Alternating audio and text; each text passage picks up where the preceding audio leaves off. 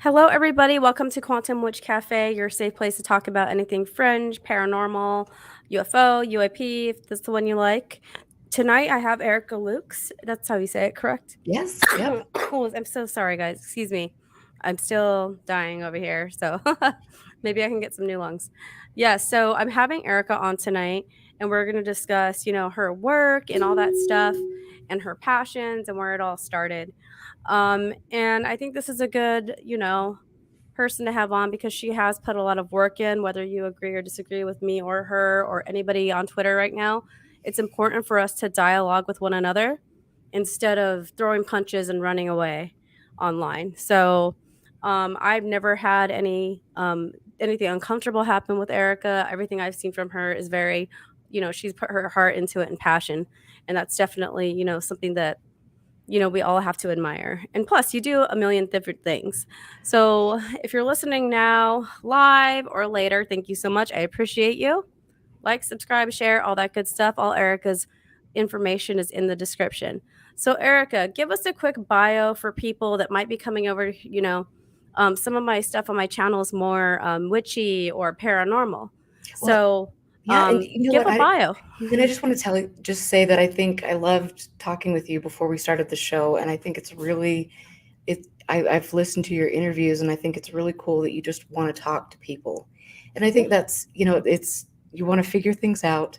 Each and every one of us is going through a learning process in this, and I will say that I in the past 10 years I've learned so much that I never would have expected to learn, and I didn't want to learn some of these lessons. Yes. And because life is a much better place when you don't know the darker side to things. But at the end of the day, truth is what empowers all of us, and that should be, the kind of the guiding factor with all of this. And so and just to let you know, I pulled this. This is kind of funny. So back in the day, this is what I wrote in third grade. Oh my goodness. This is me being a complete nerd, third grade. I'm sure because I picked this book up off the library shelf, and I saw the UFO on the cover, and I just thought, what is this? And so every book report was an alien and little ant people and all of these things. And I'm sure that my grade school teachers are like, okay, go play with the Barbie. Yeah, so it started pretty early for you then. Third grade, pretty much. I'm similar. Like the second I could read, I was finding all the books. I mean, I went to Catholic school, so it was a small library. But there was still some ghost and UFO books there. They had a copy of Project Blue Book, which was kind of funny. Obviously, it was all blacked out at the time. But yeah, so this started early. Was your research as a young person, or as a child, I should say, was that triggered by any one experience, paranormal or UFO related?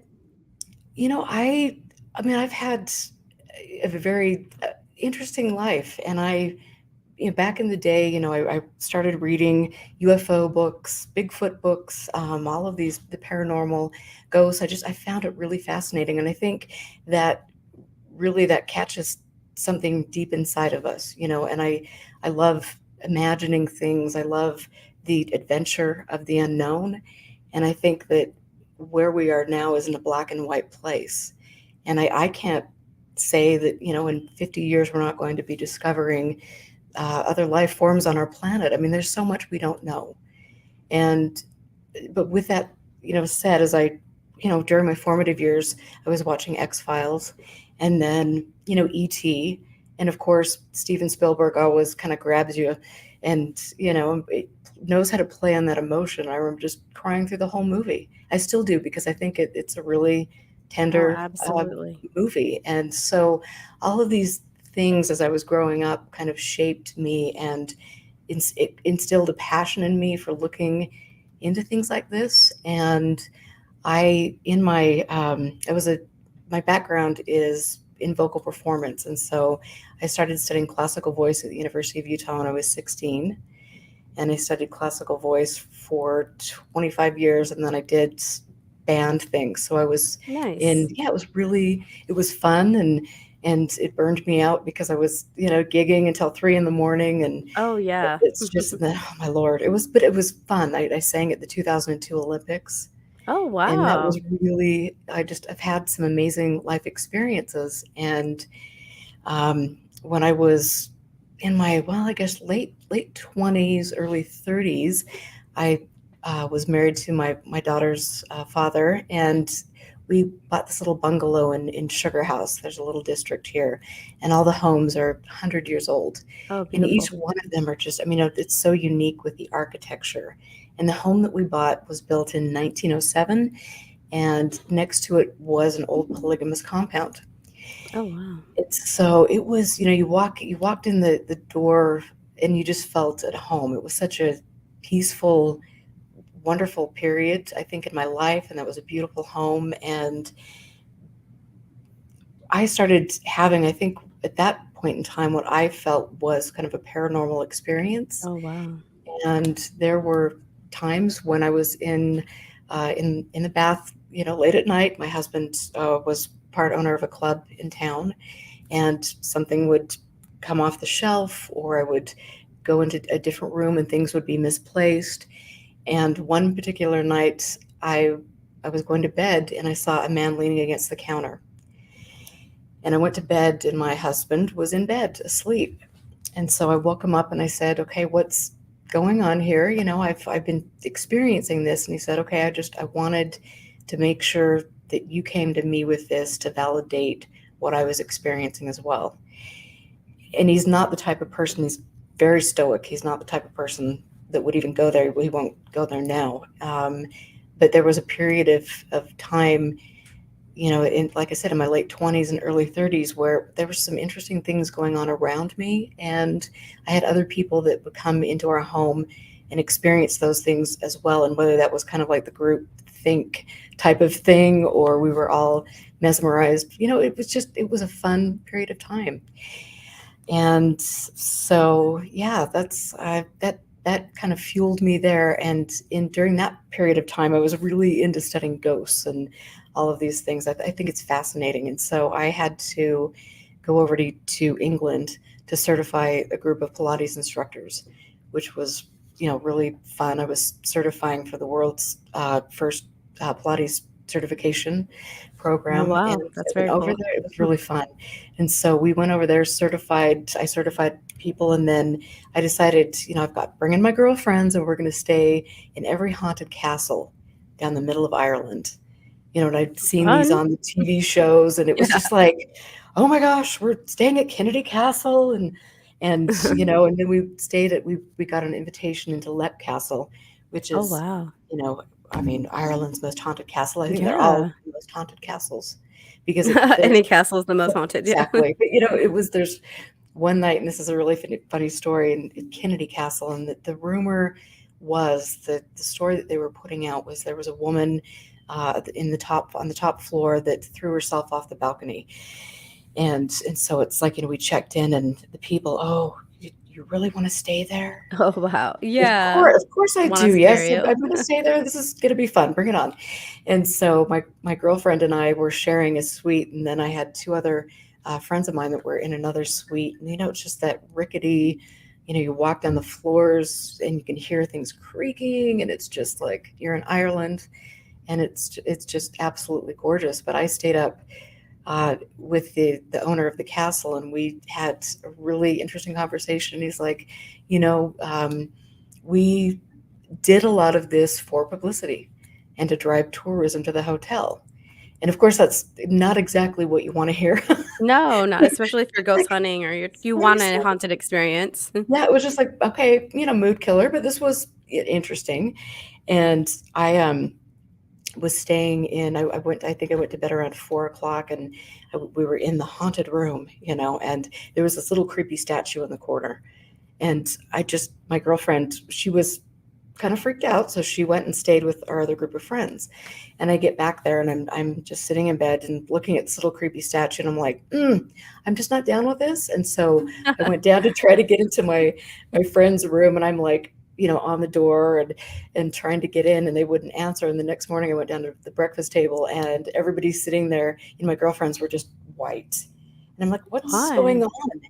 And they're just like, something last night came to the door and said, let me in, let me in. You're like, "It was me. I was trying to Hey, get in." This no, it was it was that I is mean, so oh my funny. gosh, the whole thing was just it was hysterical. And then we went to Lep Castle, and Sean Ryan is the castle owner. And this is, you've got the headless monk, and you've got all of these people that fell to their death, and the bloody chapel, and all of these things. And it was really interesting because he met us, and he was this jolly Irishman, and he plays the tin whistle. He's one of the best in the world. And we started talking by a roaring fire, and I told him that I was a musician. And he's like, "Oh, I'm going to call Bob down the lane." And so he calls, Bob down the lane, and here comes this 80-year-old guy, and he gets Oh. out the keyboard, and I'm singing Moondance by the Hearth Oh, in Lep Castle. fun. And it was just like, even if there weren't It sounds like a perfect ghosts, night. oh my gosh, it was such a delightful time. And whether there were ghosts or goblins or whatever, it was just a Right. really, really fun, genuine experience. And it's one of those trips that you just never forget. Yeah, and that's the kinda So entertainment people had, like, if you think about, like, historically, it was all telling stories and singing by the fire, so it must have felt extra eclectic doing it in that ancient castle. it was so cool. It sounds amazing. Yeah, it was really fun. So those are the things, and I know that I've got this, um, people out there, as we know, can be very exciting and kind of nasty in the world of social media and things. And I think probably they view me as a skeptic or a debunker, Mm. and things like that. And I'm not. I want the truth.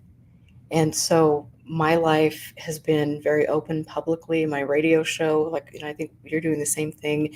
It's like Mhm. I've been out there and I've said things, and as I learn more, I readjust things and say, okay, I made a huge mistake, you guys, but Oh, please absolutely. learn from what I'm doing. And here it is, and let's see what we can do. And at the end of the day, like you, we care about witnesses. We care about people that want to research the subject. We care about the Mm. topic, the Yes. history. And for me, I'm going to do what it takes to protect other people, especially in my community, because I think we deserve the best, and we deserve to remember the historians that have, and archivists who preserved history for Yes, us to learn from.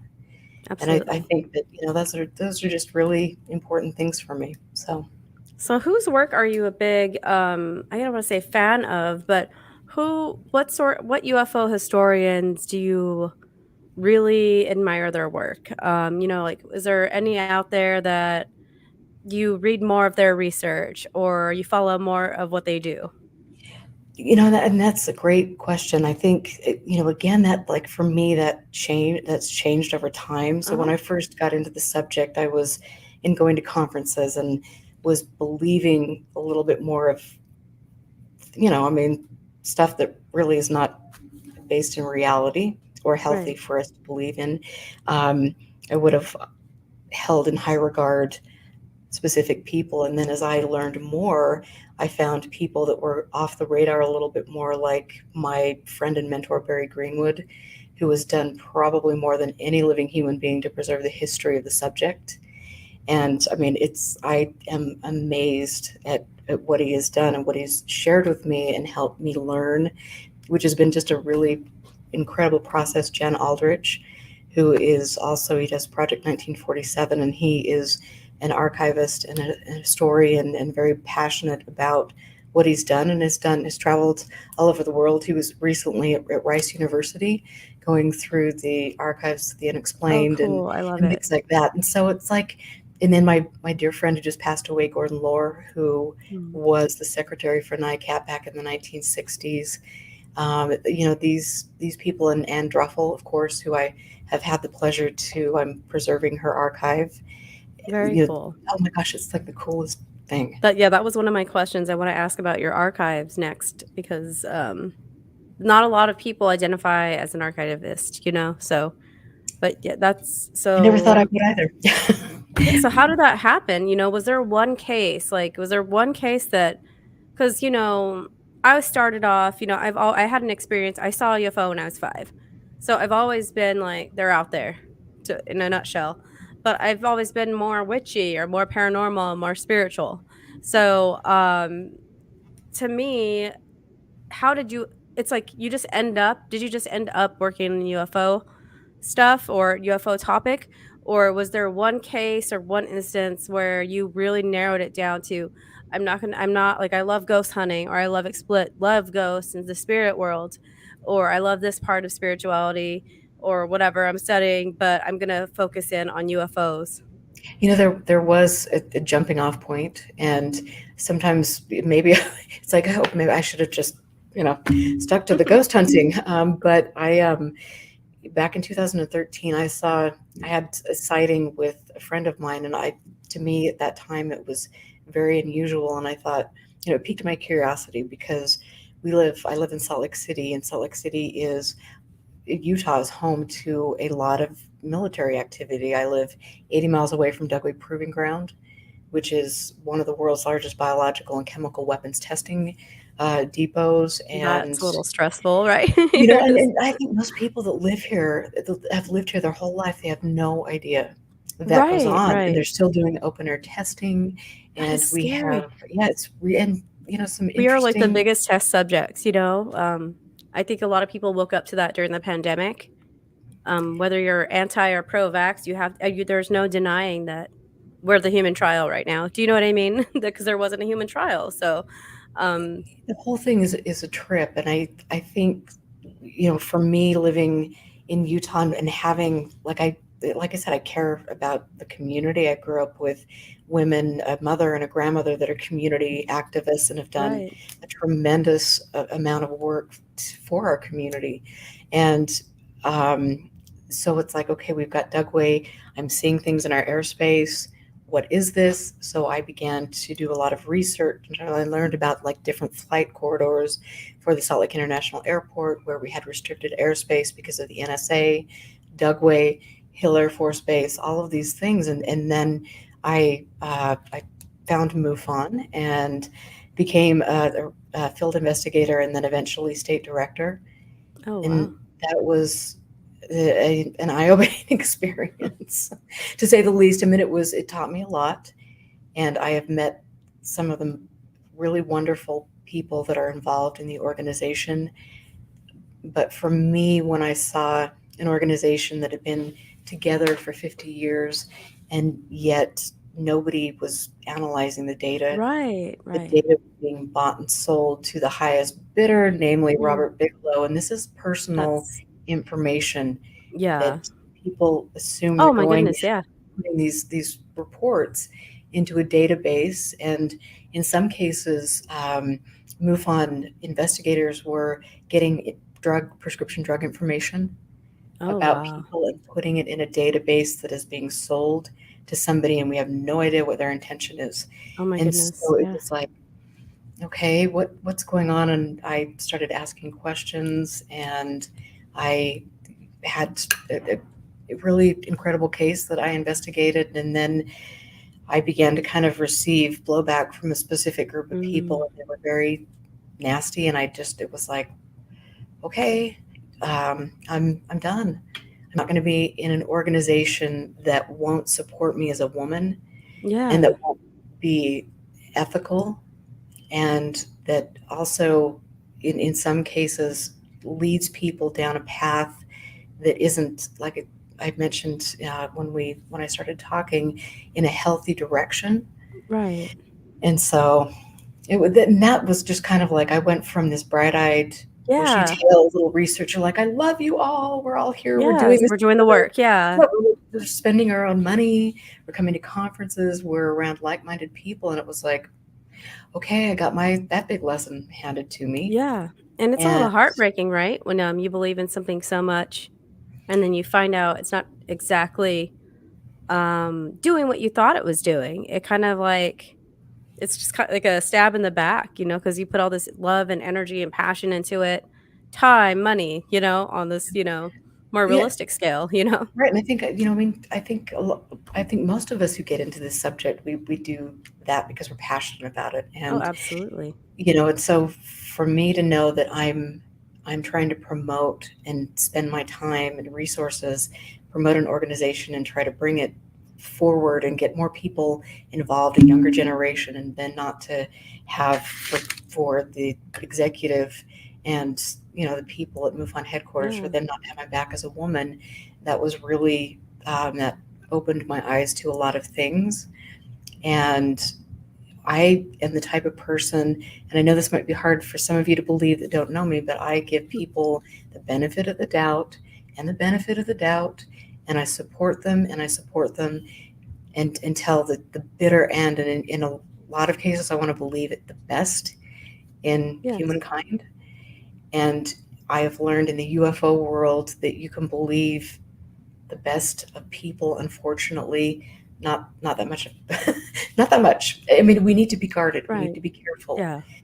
And so, I mean, sometimes, we're spending more time with people online talking about our passions than we are in like our everyday world.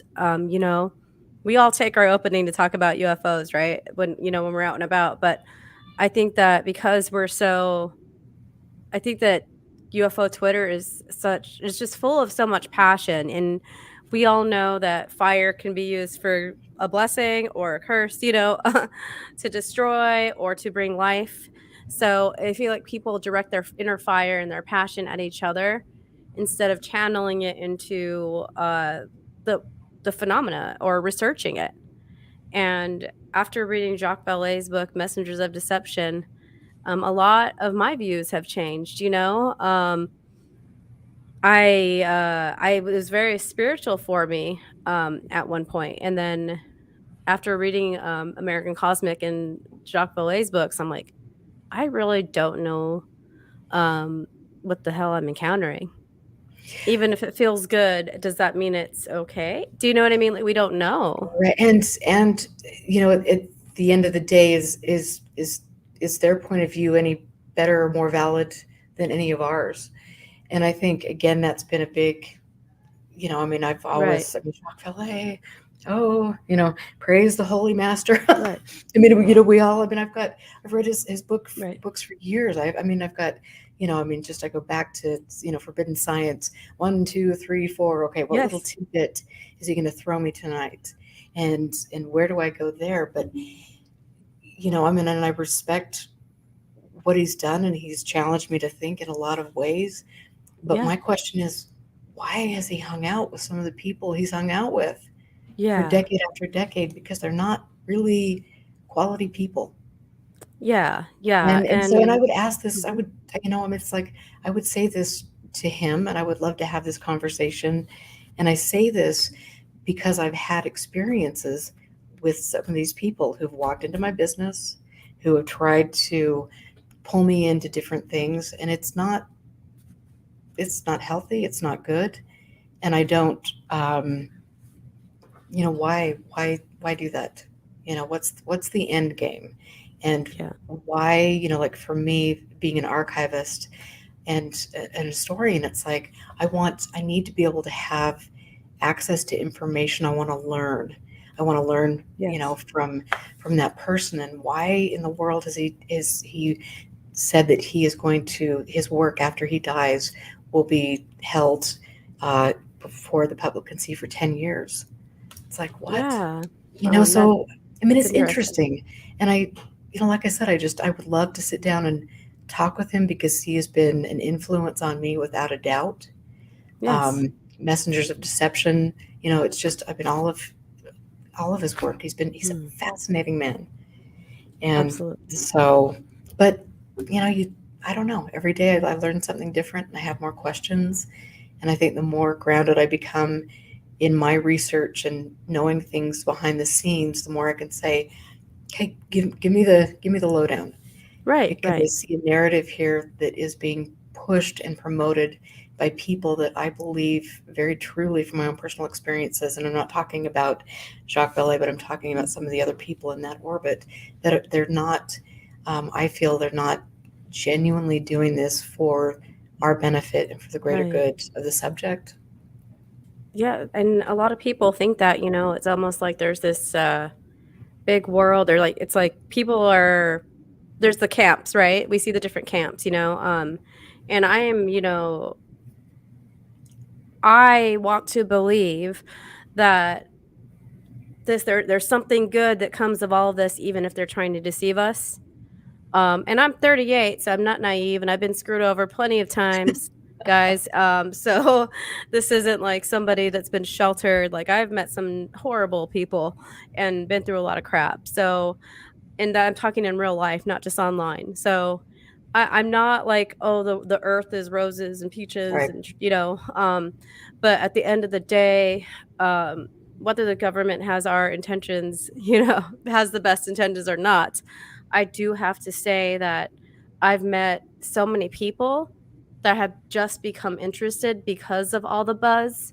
And I do think that there are some people in the hearings that actually want to know what's going on. I just hope that they don't get silenced by, that secret majority that's really kind of like behind the scenes putting the narrative out. So, And that's great. I love that passion. I mean, I think that's really important. And I love the fact that, and you're right, in 2017, the New York Times, that pushed things forward. And then, from there, I viewed that as kind of a jumping off point. Okay, so we've got this wonderful opportunity to educate the public. How do we do that?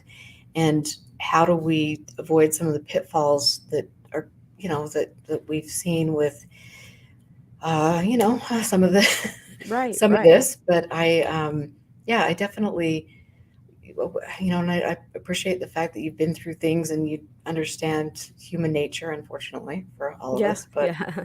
But I will say the one thing that has changed in me 180% is, 5 years ago, I would have believed that or thought that the government was keeping this from us. Right. And now I feel that there are people in individual in groups, maybe government contractors, maybe people that have specific political affiliations Right. that are steering the narrative and they're doing it for their own gain. That makes yeah, and a lot of people think that, it's people wanna say, like, "The government, the government, the government," but a lot of the government knows just as much as some of us do.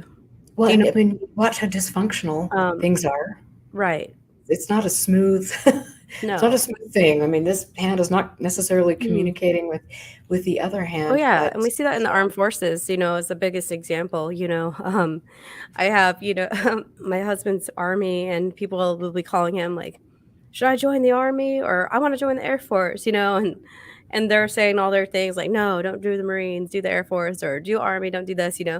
And that's just, like, on an everyday level. So, the reason I'm saying this is because I can't imagine how intense it gets when secrets are involved or, technology that we're trying to keep from other countries is involved, how nasty it must get and how secretive it must get because you don't know who to trust because I feel like the people that are infiltrating, that are kind of against us, like spies, for example, still exist, and we just don't hear a lot about it anymore.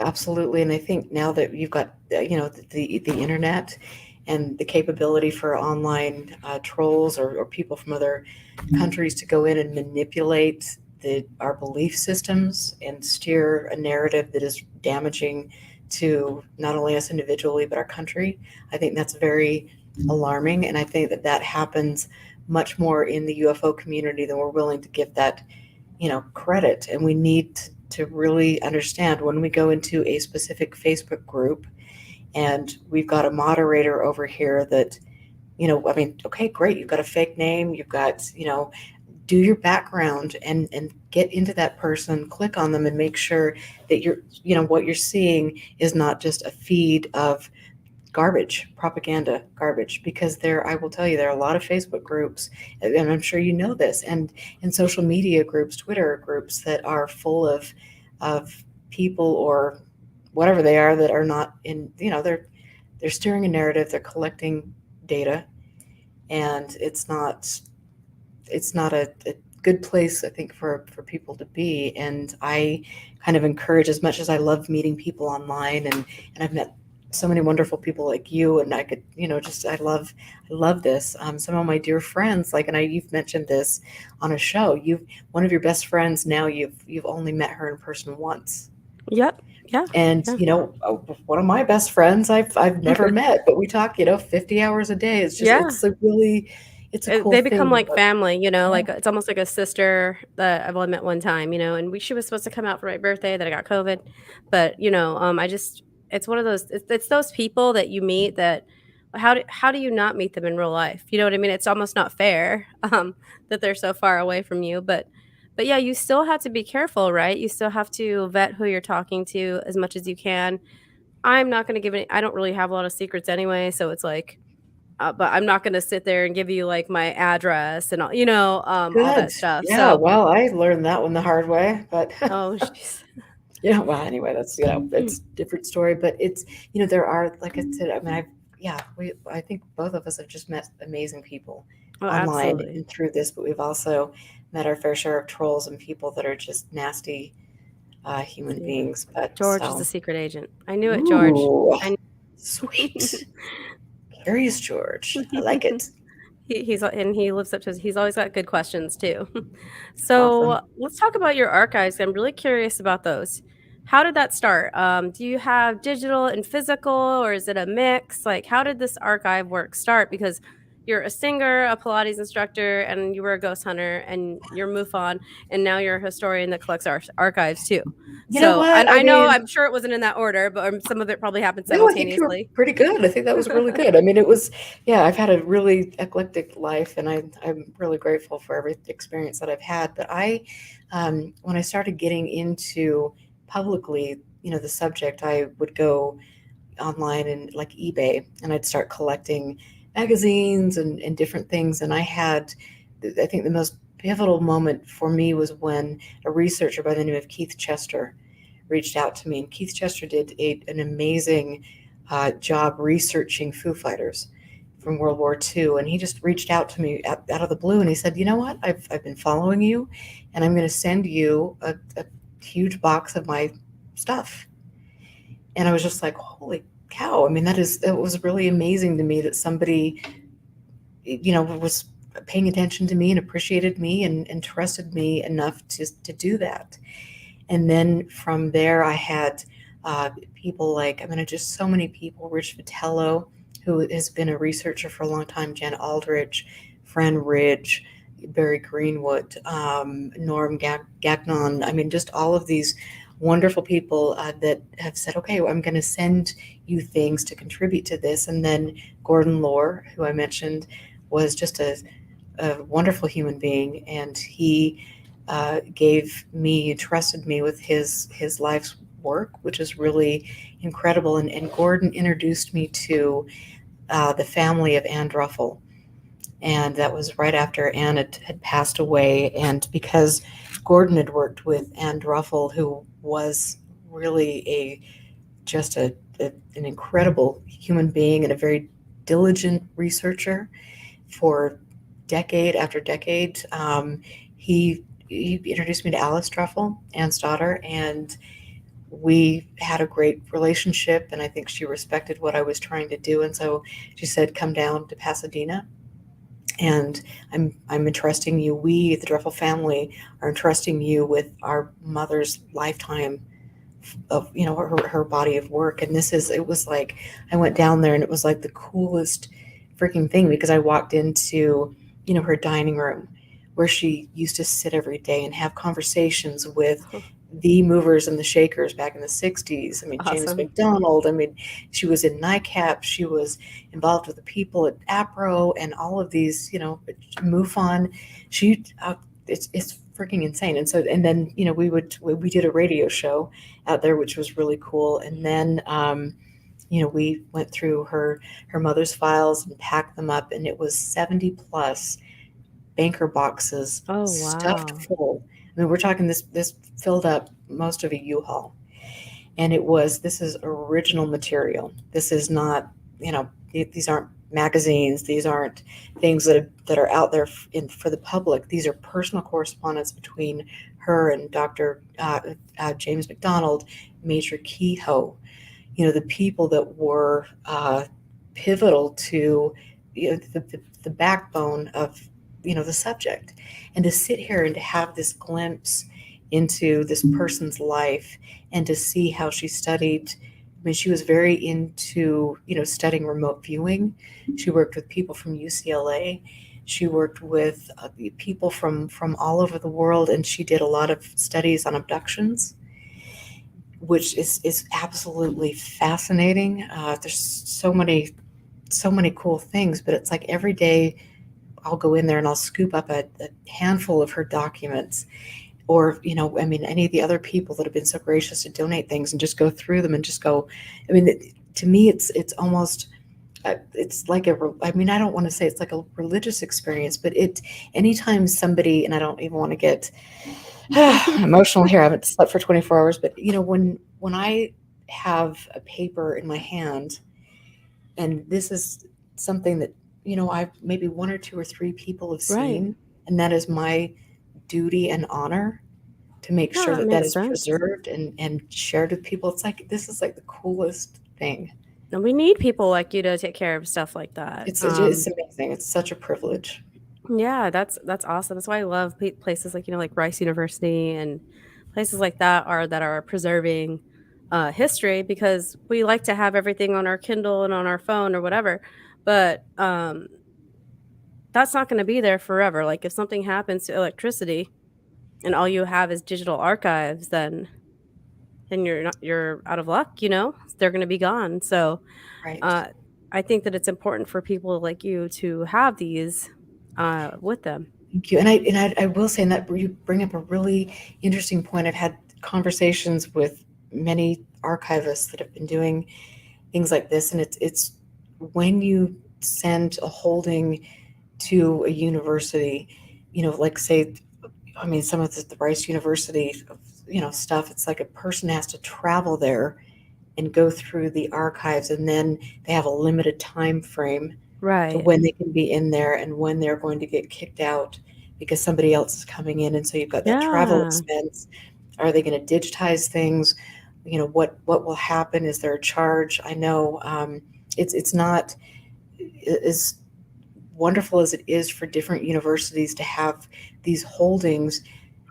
Yeah. Is that in the best interest, or is it in the best interest to Yeah. give archives to people that are scanning this, that are Yes, I making think that's this available important to to the have them. public? And So I think this would be a good debate to have, and get yes, some people on the absolutely. show and talk about where things should go, and how history should be preserved. And there's a Oh, absolutely. AFU over in Sweden. They've just celebrated, I believe, their 50th anniversary. And they have they've got what, 5 warehouses full Oh my of goodness. things. It's really Yeah. amazing to see people that have worked behind the scenes for no, Mm. they don't, these people don't receive accolades. Right, And right. to me, like when I see people that are coming out on the public, in the public forum, and they're saying we don't care about history. History began in, you know uh, 2017, and they're taking other people's work and they're putting their name on it and crediting themselves, and not giving the people that have really done the hard work credit. That's when, I get my hackles up, because I think these people deserve a world of credit, and they're simply not getting that, and we need to do that. Absolutely. Like none of us are the first to talk about Roswell or other controversial ones like Skinny Bob. Like you're not the first person to do this. If so, people get up in an uproar around stuff like that, and that's just like the very popular cases. So I think that it's important to have the digital copies as well. Yeah, But it's cool, and I do have but a it combination of both yes. both of that, both of, all of that, and Well, I'm. yeah, you can go read all the Sumerian tablets online for free. You know what I mean? So why not some of this other stuff? Because I know it's probably like some intern there, like scanning and scanning. Um, so if you're undergrad, good luck doing that. But And the crazy thing is, like I look at people like I've mentioned, Barry, Jan, people that have gone in when they know that a person is either done with the subject, or when their body of work is getting tossed in the trash by their partner because they're so resentful that they've spent their life, yeah, dedicated to this subject. These people have gone in and spent their own money, to buy that collection, Yeah. or to get it from, point A to point B, and then you ship it, you house it, you have to store it in a climate controlled environment where there's not too much heat, where there's not too much moisture, Absolutely. where there's not light. I mean, there's so many things I never would have thought about doing this. And people that, don't understand that, I think, take it for granted. Oh yeah. And it's I think I think they deserve credit. I think people should be funding this research. Right. Oh, for sure. So, That's why I'm always okay with people like monetizing and because it's for like a 10-minute video, you're doing days or hours of research. Or do you know what I mean? oh yeah, So I think that there's no problem with people making money doing the work, but like you said, it needs to be like if I'm researching something that I found on your archive, right? It's following the trail back. Like these are my sources. Um, you should never put anything up without a source. And some people don't know how to source things correctly. So, I mean, I have a college background, so I've taken all these like classes on how to source like scientific papers. So I try to apply that if I'm telling somebody something. And that kind of like gets me into like dead ends sometimes because sometimes you can't find the source or something. And or it wasn't real. So, for example, my first video was on Vimana and how they have the 5 observables. And there was this story that I heard over and over and over again about there was a professor that said that they found some manuscript that said basically laws of physics or something like that.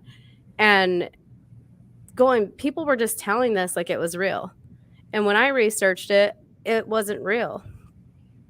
Like, no, there was never a doctor there, or there was never a professor at that college in India named that by that name. Nobody ever has, there's not a record of that. And some people might be like, oh, well, it's a conspiracy. They hid it all. But I mean, the odds of, yeah, I don't know. It's just one of those things where I researched over and over again and I was like, it's not real. good Like for I've heard you. this over and over again and it's not real. Good. I mean, thank the Lord. I mean, it's like, and that is, God, we have to do that. And Right. I mean, kudos to you for doing that and looking and challenging things. And it's not an easy thing. It's much easier to go along with the flow Right. and Right. things, but it's important. Then you're So gonna that's have to cool. and people will pass these information on and on and on without ever looking into the original source of it, which is kind of hard to listen to when you're aware of it. Another thing that was going around forever about the Foo Fighters is the link between the Nazi craft and all that Nazi involvement with the Foo Fighters. And in Graham Rendell's book, he totally dispelled that because he did research. Could not find the actual link, and he researched a lot. So it's one of those things where just because people are kind of like newer to the scene, it doesn't mean that they're not going to find anything through going back over old research, like your archives, for example. And that Like is there's so cool. many, you can read something over and over again and learn something new each time. I mean, you can, and it's just like even the candid correspondence between two people that have specific religious or political ideologies. It's like, and then you see how this is inserted into the UFO narrative, and how this grew over here, and how you bring up the Nazis, and some of the things, and some of that is a particularly troubling aspect of ufology. And I think they glamorize Adolf Oh yeah, Hitler exactly. and the Nazis, and it's just like, and even though I mean, some of the stuff that was inserted into the narrative were by people that were Nazis, Yeah. and Yeah. it's like, okay, people. I mean, I that's not the way I am wired. I'm not going to Yeah. go there or glamorize Adolf Hitler. And I have to tell you, I was at a conference, just to go off on a little tangent here, but I was speaking at a conference, and I was speaking with other people, a specific person that I've probably named on other shows, but he was kind of an up and coming and new age health guru. And look at me, I mean, just like, and then I was watching him, and I asked him, when he first came in, to backtrack a little bit, I asked him, I'm like, well, how did you get here? What's your story? Well, Corey Good found me online and liked my stuff, and then started, promoting me and giving me information. And I was watching a lecture where he was talking about health and wellness, and then 4 or 5 slides into the lecture, and he had a beautiful presentation. This was slick. I mean, I could never do anything like that. I can't even run a PowerPoint or unmute my mic half the time. But he, had this black and white slide, and then there was a black and white slide with a crowd of people, and then in color was the Nazi flag. And then 4 slides later, black and white, and then there's this beautiful picture of Adolf Hitler and a quote from him. And I just sat there, and then the people that I was with, I mean, I think our jaws were on the floor, and I had to get up and leave. And I just thought, this is really, Yeah. this is where we're going? No, Yeah. that is not okay for me. That's one person that it's hard for me to find, you know, the good in. The mom in me is like, Hitler was a little baby at one point. What the hell happened? You know what I mean?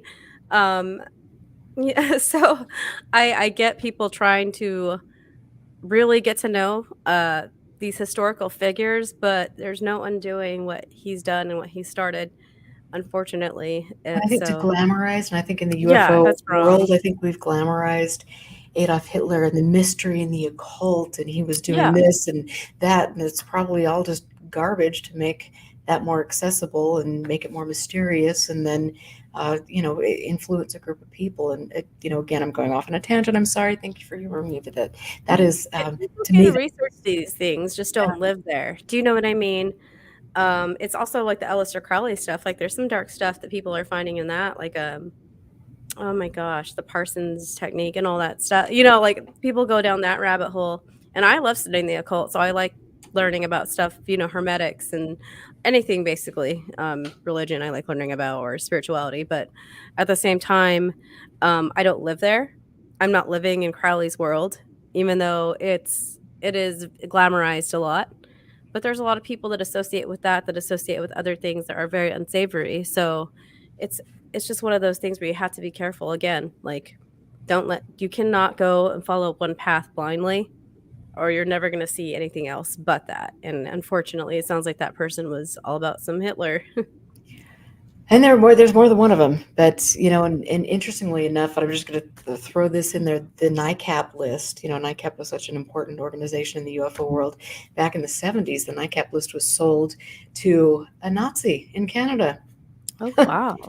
That's interesting. It's another story. We'll have to What go do they there. want? Yeah, for sure. But, So I have a question. We're coming up on almost 50 minutes here, and it's fine by because we're talking about some interesting stuff. But Curious George wants to know if you see a connection between the paranormal and UFO. And thanks, Curious George, for the question. And I'm so glad that you're the spy. It's intriguing. But I think that I don't know how. And this is the thing. How can you draw boundaries? It's like, and I think we do, because we're conditioned that way. It's like, okay, I'm in this old castle and I'm seeing Grandma Moses, or I'm over here at Area 51 and I'm seeing a UFO, and they're distinctly different things. Yeah, Jesus in a pancake, alien Right. in a pancake. It's like, I mean, when you've had, I think, experiences, it's like, where does one stop and another one begin? And can we draw the line between any of those things? I don't think we can. I don't think we know enough. I agree. But it's just it's fascinating to me. For sure. So do you continue to have paranormal experiences after leaving that house?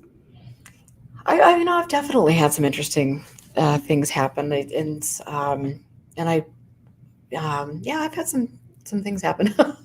So, Yeah. but again, it's like, I think the Skinwalker Ranch stuff has really thrown me for Right. a loop and taken me down the path that I didn't want to go, and so now I need to reinvigorate myself and Right. really get into some of the more positive things. And you're such a great example for that, because you're dedicated and you Right. can look at things, and we're going to look at a positive in a positive sense. And so there are a lot of dark paths to go down. I went down one with Skinwalker Ranch, and I want people to learn about that and to Yeah. know that there are a lot of questions about that. And if you, I think you and I have both had experiences that we can't explain. Right. And so how do we hold those experiences sacred to us without letting other people pollute that Right. for us? I think it's Right. kind of a question that I'm, working on right now. How to Yeah. empower myself, how to empower other people. So is that your current interest? Because I wanted to ask that. Is your current interest in the Skinwalker Ranch research? I've researched that for, Mm. oh my gosh, I mean, a Like, decade, and what is this is keeping you like, up at night right now? Like, what UFO or paranormal type thing is like you wake up and you have to read about it, or you don't come out of the rabbit hole completely? it's still Skinwalker Ranch. I think that's very near and dear to my heart. That's my community. I live in Utah. I have interviewed people in that area for years. I mean, families over and over again. I care and respect about the people that live around the ranch, and I care about their health and mental well-being. And I think that, to me, to see I feel that this ranch has been used and abused as a red herring or a means for people to make money. Mm. And at the end of the day, nobody can validate what they're saying. Bigelow could never. I mean, where's the research? I have Right. Why not share it? 1,000 Mhm. photos of the ranch when his security guards were working there. There was no equipment to investigate anything.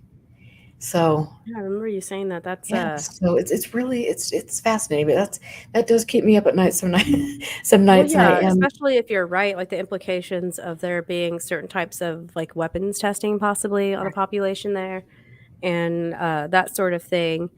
And we want to see it as this mystical place, where all this cool stuff happens. But Um, even when you listen to their wording, they, them, it is like, this is a threat. They're dangerous levels of radiation.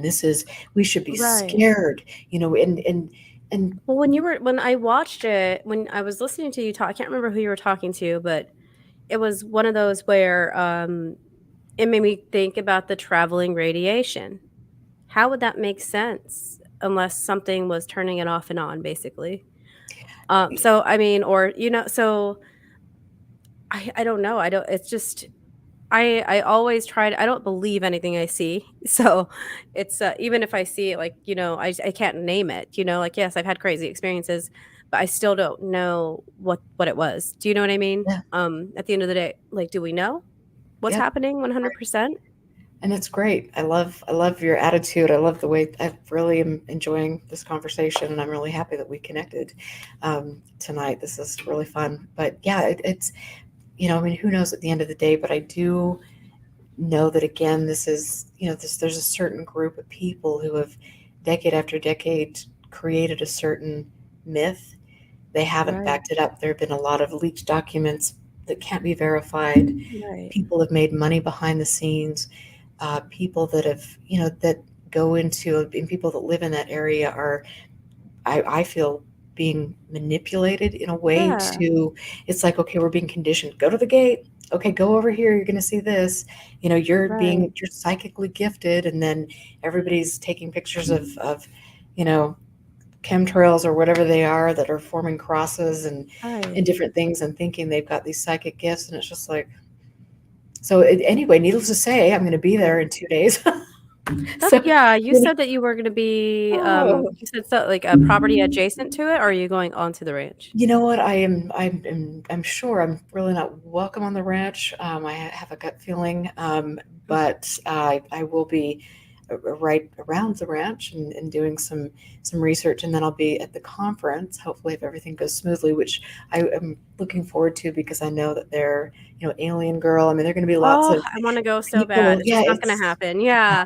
It it'll just be couldn't fun. happen for me, and I was like, "Oh," and I love so many people that are going too, and, it's an interesting, like, group of speakers too. It's like a mix of, nuts and bolts people and the other people that, that could be considered woo or out there, and I'm both, so I get it, but, I wanted to go so bad, but, I have little ones, so I can't escape as It's easily. it's so hard, and Um I'm still like, 24 hours away from, okay, I've Yeah. got this going on and a business and different things. Can I make it? I'm hoping I can, because I want to see so many of these people and get out, Yeah. enjoy, and Alien have Girl's gonna a be good time. there. Oh, that'll be, Akashi Chris. yeah, it'll be really fun to Yeah. meet people, and that's a really, like I said, I love the people in that area. I've got so many people that I know, that I've worked with over the years, and it's just, I think it'll be interesting.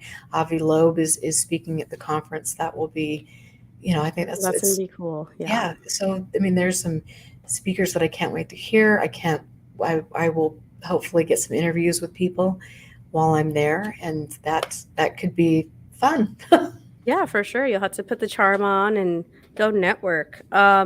So is that what you have coming up next? We've got 5 minutes left. Yep. So we talked about your current work. We've kind of like in a roundabout way talked about the future of, kind of where things are headed a little bit. But what do you think the next couple of years has in store for us if you could make an educated guess with the Oh, process that we're seeing? A lot of people we've been disappointed over and over again by these hearings and these reports. This hearing that just happened, I liked what some of the people were asking, but again, we get the whole like CIA thing happening where they're just like not telling anything. and So it's funny because my friend Gordon Lore, who I've mentioned, I mean, they were, back in 1968, the same type of thing was happening, and so you get these pushes, and I think right now it's really important to, when you look at OSAP and you look at the wording in the contract, this is advanced aerospace weapons. This is not UFOs. They're, and now we've got just so much more going on in our environment. And so is this potentially a technology from another country? I mean, what's going on? There's so many things. So I think it'll be interesting. Do I feel like we need the government to disclose anything? I don't. I think for me, it's yeah, great, but I you feel know, I, like for an accountability standpoint that we can't just let it slip back into secrecy or silence again.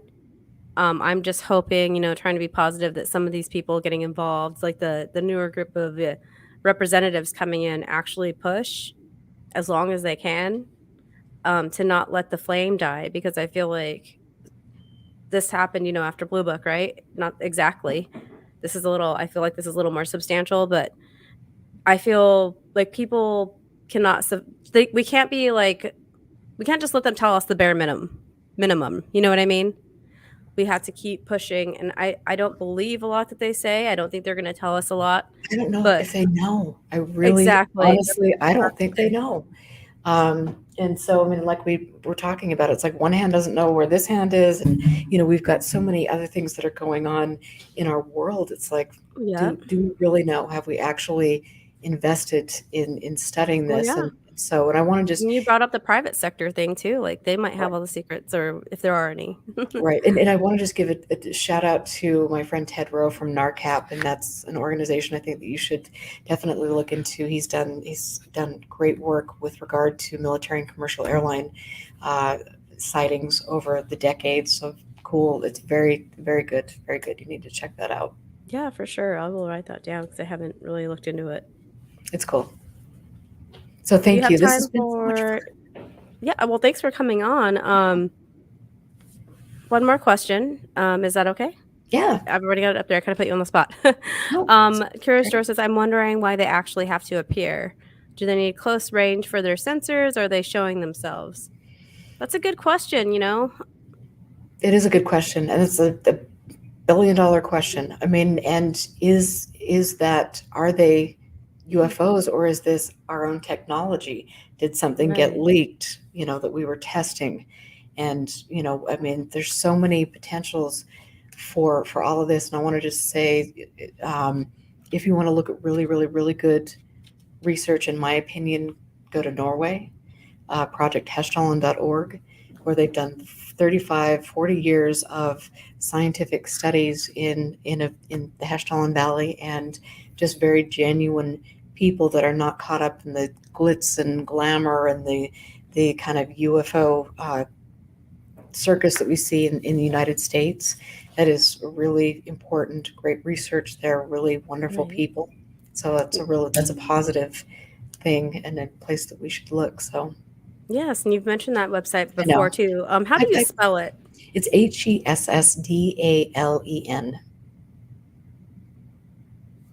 Okay, guys, I will add that to the show description. That way people can research that further. Do you have any closing thoughts besides that?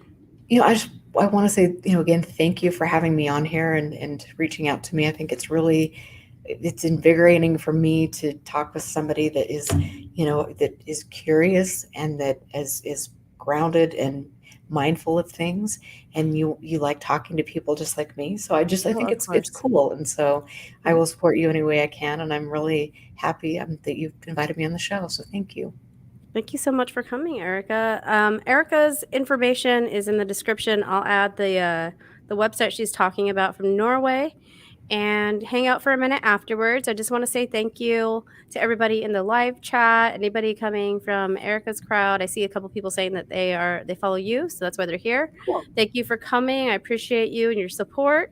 And if you're listening now, later, on Anomalous Podcast Network, YouTube, and Another Dimension, Timeline, whatever you want to call it, I appreciate that as well. Everybody have a great night.